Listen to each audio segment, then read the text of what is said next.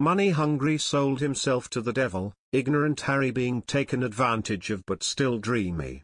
Royal expert Dan Wootton, who broke the news of Harry and Meghan's departure from the royal family, calls the former wife of ex-Prime Minister of Pakistan, Imran Khan, one of the few credible witnesses to the Princess of Wales' state of mind in her last 24 months, who never betrayed her publicly since that tragic Paris car accident.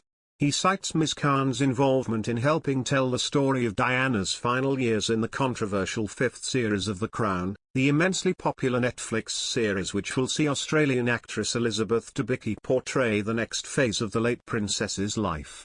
Ms. Khan's collaboration felt like a hugely significant moment, claimed Mr. Wootton, although news broke over the weekend that she had cut ties with Netflix over the series, saying Diana's story wasn't handled as respectfully or compassionately as she had hoped. Mr. Wootton claimed Harry should follow the lead of Jemima Khan in cutting off Netflix over their portrayal of his mother if he has a single shred of respect left for his mother's legacy. The upcoming series of The Crown will feature Diana's relationships with heart surgeon Hassanet Khan, and Dodi Al-Fayed, the son of the billionaire owner of Harrods. It will also include the infamous BBC Panorama interview with Martin Bashir.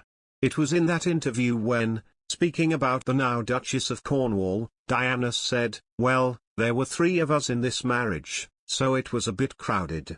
Ms. Khan, having worked on the production for a number of months, now says of the series, "When I realized that particular storyline would not necessarily be told as respectfully or compassionately as I had hoped, I requested that all my contributions be removed from the series and I declined a credit."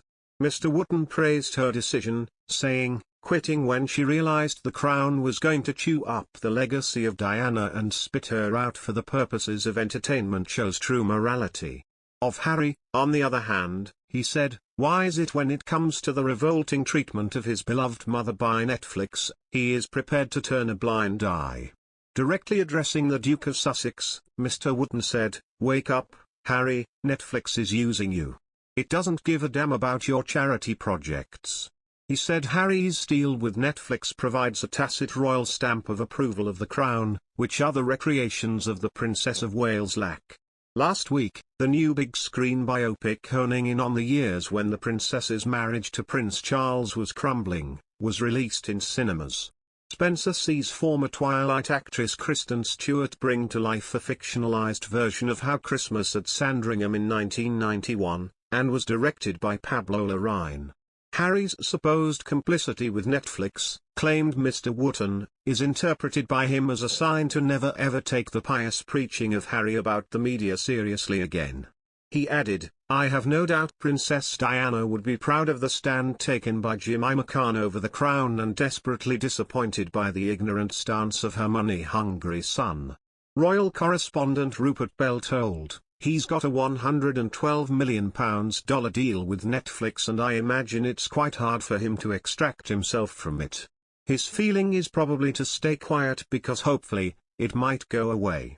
Clearly, I haven't seen this episode of The Crown and the way they are treating Diana in the new series. This was always going to be the problem for The Crown when it got nearer to home.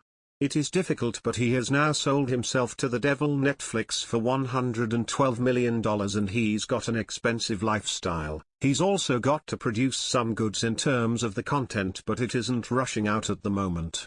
So he's in a very difficult position and presumably, they are loath to get rid of that deal."